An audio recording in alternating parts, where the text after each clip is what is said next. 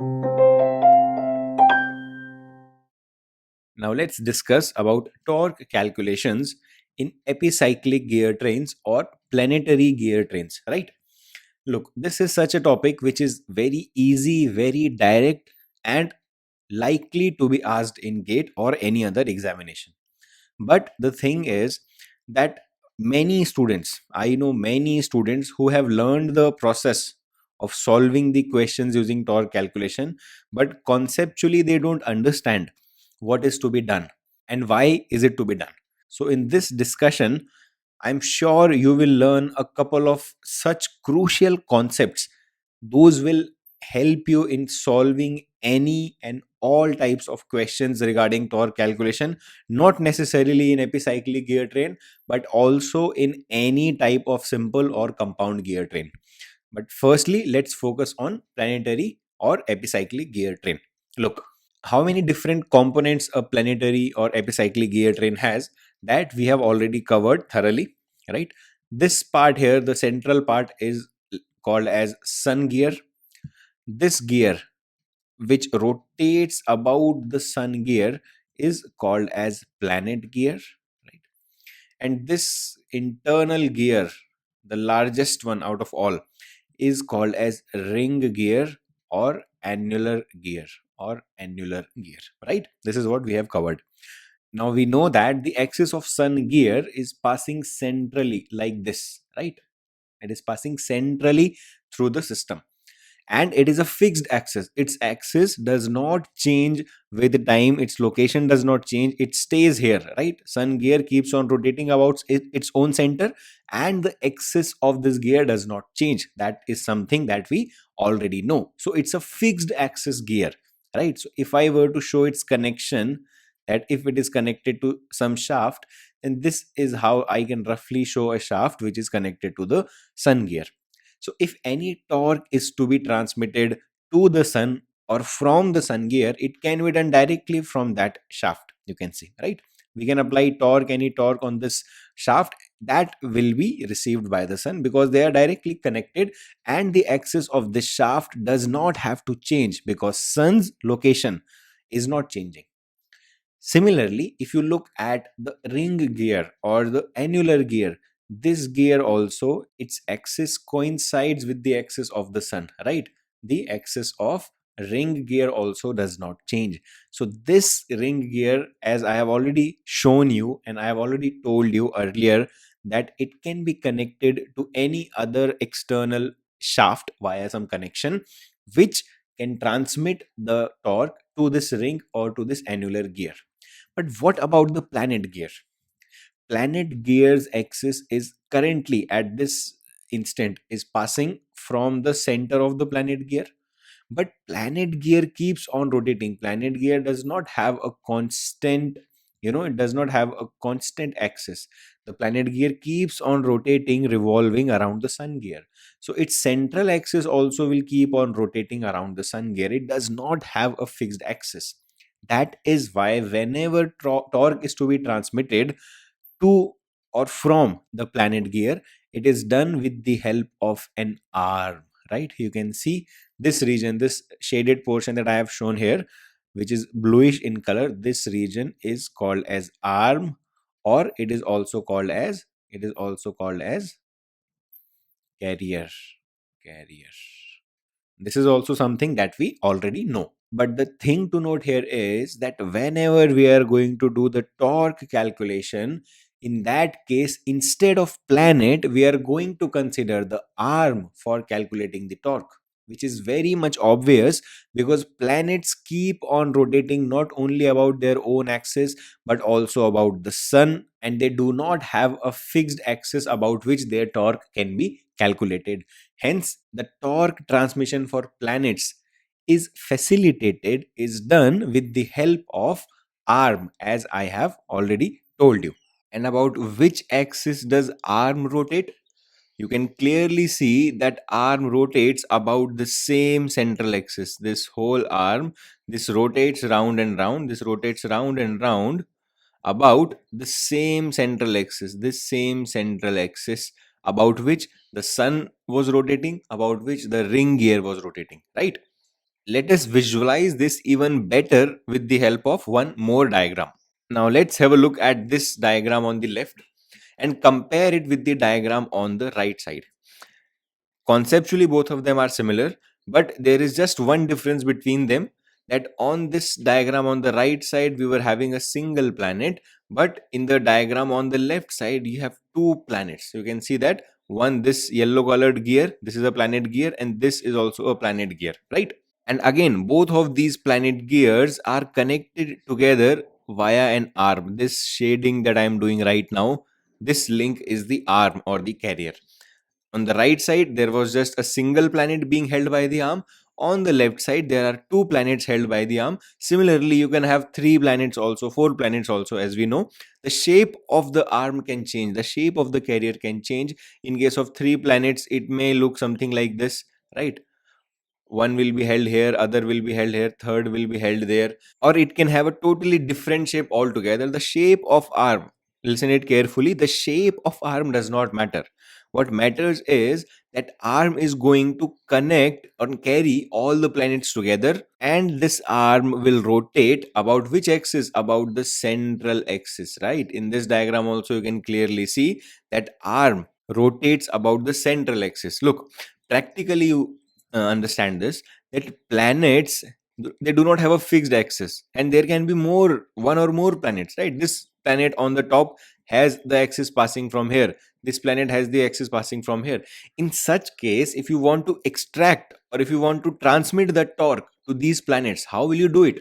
Their axis is not fixed and they have multiple axes, so it cannot be done practically unless you connect them using a setup like an arm. And to this single arm, definitely you can transmit the torque. You can see that there is a shaft, this shaft connected to the arm, to which we can transmit the torque. And even if the number of planets increase, it will not be affected since a single arm will be carrying all of them. The reason why I am stressing on this point is that when you do the torque calculation, you do not consider the torque of planets, because planets as such do not have a fixed axis about which you can apply the torque or from which you can receive the torque. The planets are joined together, are connected together with the help of arm, and that arm has a fixed central axis.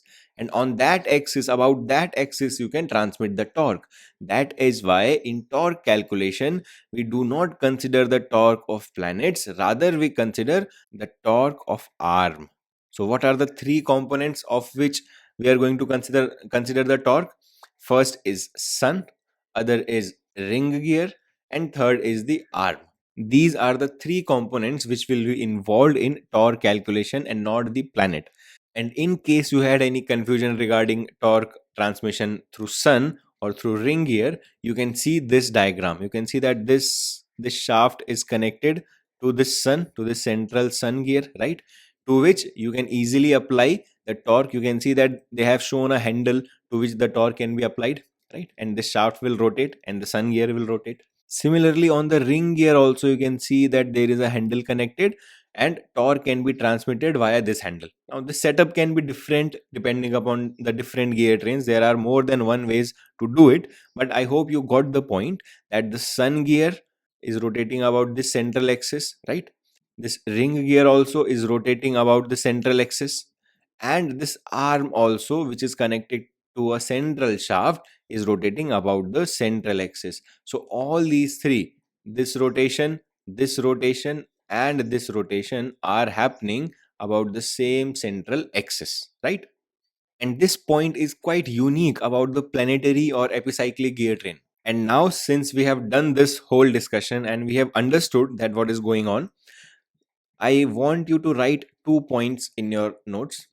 The first point is that I have already explained you that in the torque calculation, sun gear is considered, ring gear is considered, and arm is considered, but planets are not considered. I have already explained this point to you. So this is the first point that you need to write. And the second point is that all the three components, the sun gear, the ring gear, and the arm, they all rotate about the same central axis. These are two very important points. Theoretically also they are important, and you will see that numerically also in torque calculation these two concepts are extremely useful. Now, in the study of gear trains, we know that there are different rotating components involved, different gears involved. And whatever be the type of gear train, we consider that all such members are rotating with a constant value of angular velocity, a constant omega, right? That is why the angular acceleration for all these members is equal to 0, right? Now, moving ahead with the same discussion, we know that the summation of force is equal to mass multiplied by acceleration. And for rotational motion, we can write it like summation of torque is equal to mass moment of inertia multiplied by angular acceleration. This is something that we have discussed already in mechanics. So this is the expression that we are going to apply about which axis? About this central axis. This is the funda that you need to understand, that we have taken this central axis, this axis about which all the rotations are happening. Some of the rotations may be happening clockwise, some of them may be happening counterclockwise, they may have different magnitudes, but all the respective rotations of sun, of ring and of arm are happening about the same axis, about the same central axis. So about this central axis, what we are doing, that we have applied this expression that net torque about this central axis is equal to I multiplied by angular acceleration about this axis. Now, if you look individually at all the components which are rotating, as I told you that they have the same constant value of angular velocity, so the value of angular acceleration for them is equal to 0. Hence, if the value of alpha is equal to 0, then the value of net torque, summation of all torques, will also be 0. That is what we have written here. Now let's see what are the different types of torques involved. Although we have already seen that sun is going to have a torque, the arm is going to have a torque, and the ring gear is going to have a torque. But let's see that how they are practically used. Look, now in the analysis, in the speed analysis of epicyclic gear trains, we have already discussed about the different types of function that these gears, that these different gears perform, right? Any one of them can be an input gear, input can be provided to that. Any other can be a gear from which we are taking output, and any one of them can be a holding or braking gear which is fixed. Basically it can be a fixed gear, right? This discussion I am not doing here right now, again we have already done that, but I am just briefing you about it. So any of these three components of sun, of arm and of ring can act as input or output or fixed gear, right? So suppose that sun gear is the input gear, the output is taken from the arm, and the ring gear or the annular gear is the fixed gear. Okay, so if you look at it from the torque perspective, then input torque needs to be provided to the sun. Some torque will be provided to the sun, right? Input torque about the central axis, right? Whatever be the direction of that, right? And the output from the arm is also going to be received about the same central axis, because arm is rotating about the same central axis, correct? And similarly, one gear out of these three gears is going to be fixed, which is not going to rotate. And let's say if that gear is ring gear, then the net torque that you need to apply to the ring gear in order to hold it, in order to brake it, is called as holding or braking torque. So in that case also a torque needs to be provided. Don't think that if ring gear is to be set fixed, then you don't need to provide any torque to it, because when all of these gears are rotating, so they will try to rotate the ring gear as well. So you need to hold this ring or annular gear. I have shown a hand here, okay, which represents as if we are trying to hold the ring so that it does not move, because we need to fix this gear. So in such a case, input will be provided to the sun, arm will be rotating in a particular direction with a particular speed, and that arm will be connected to some output as I showed you in one of the diagrams, and this ring or annular gear will be held in its place, it will be prevented from rotation.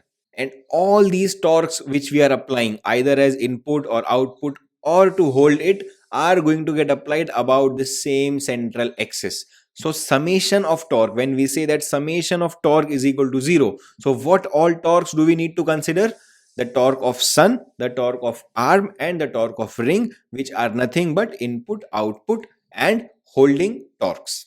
And this is just one of the example configuration that I told you. It may be possible that input torque is to be given to the arm and output is taken from the ring, and maybe sun gear is fixed. Different configurations are possible, but ultimately what we know is that when we are talking about summation of torque, then the torque of sun, of arm, and of ring are to be considered, and that summation is to be equated with 0.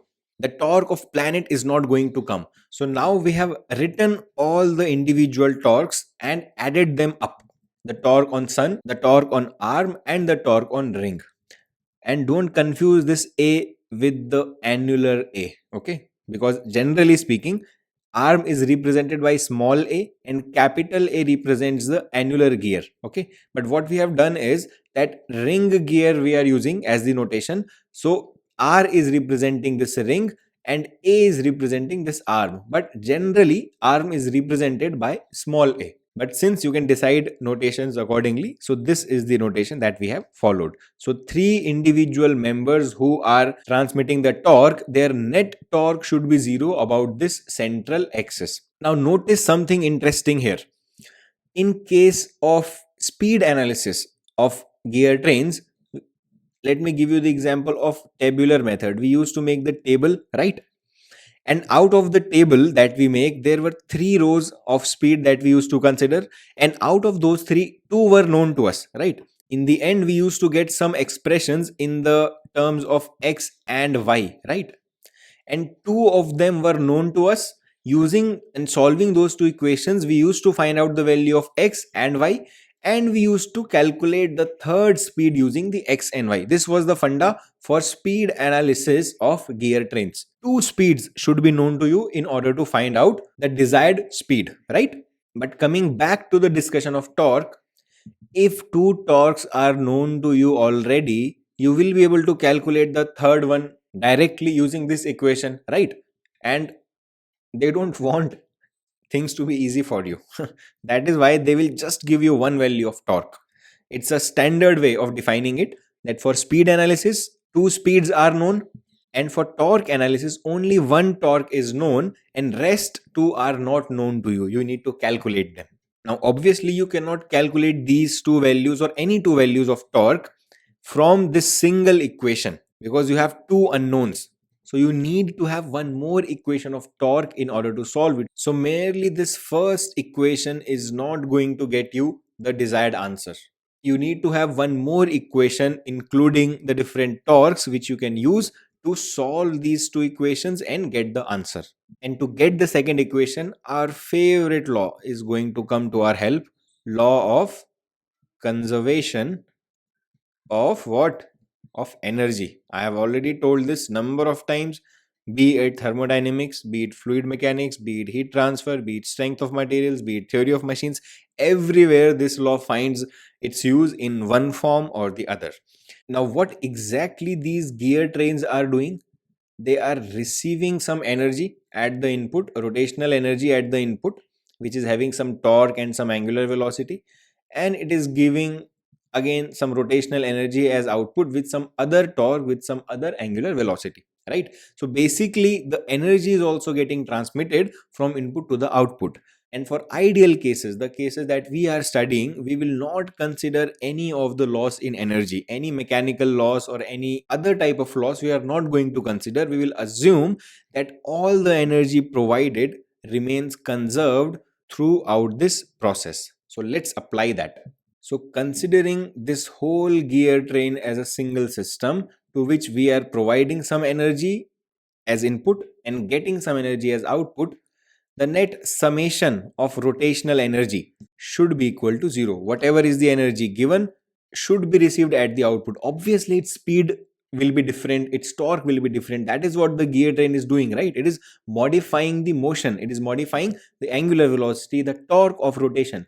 But net energy, it is not going to change if we neglect all the frictional losses in the bearings or between the teeth. If we ignore all those losses, then whatever energy we supply as input as a particular value of torque and angular velocity, the same energy will be received at the output with some other particular value of torque or some other particular value of angular velocity. But net transaction of rotational energy, the summation of net energy, will be equal to zero, because whatever energy it receives as input, same amount of energy it gives out in the form of output.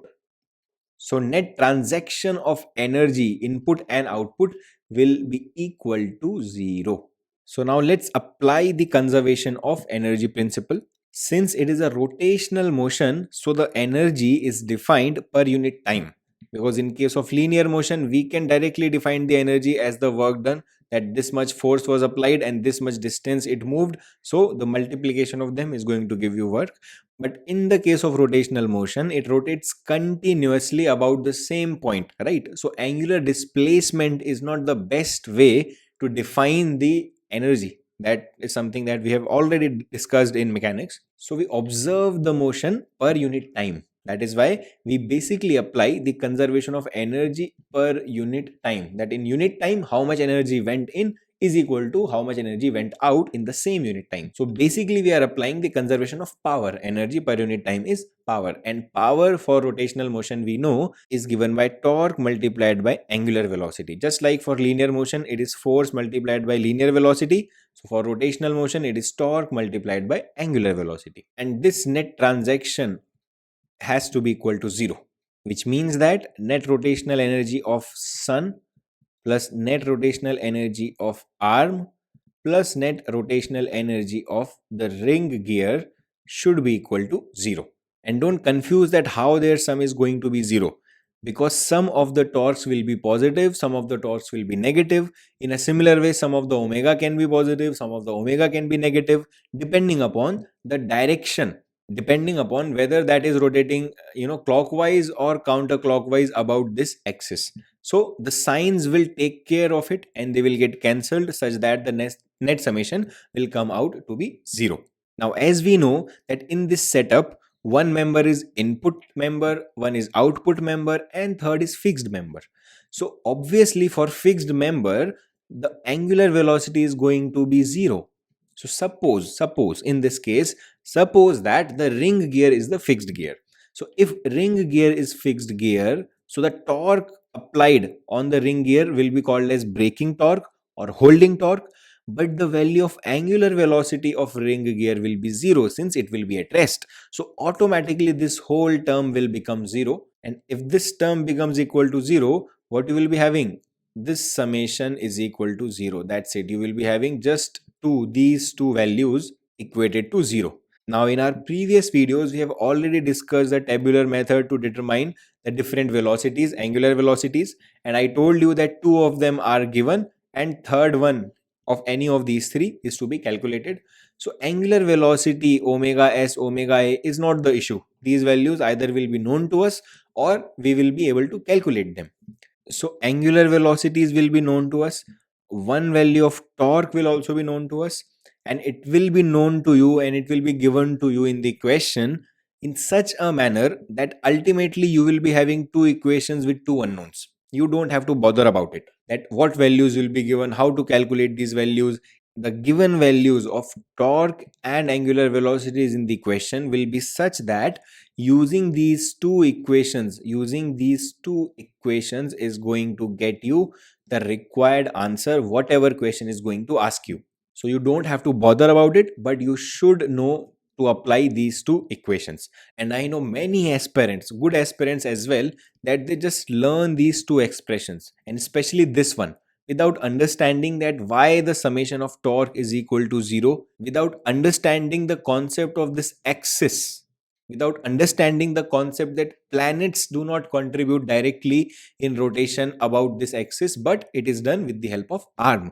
And even if the number of planets increase, if the number of planets are 2 or they are 3, it will not matter, the analysis will not change for us, because there is no expression for the torque of the planet or the angular speed of the planet, because that is completely facilitated with the help of this arm, right? And don't try to apply this funda of summation t is equal to 0 in any other gear train randomly.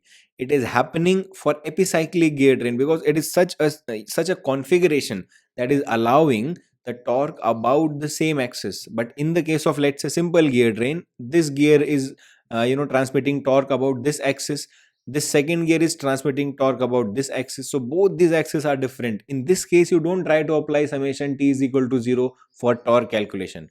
In this case, you simply apply the second conservation of energy principle, that T1 omega 1 will be equal to T2 omega 2, and using that analysis only you calculate the value of torque.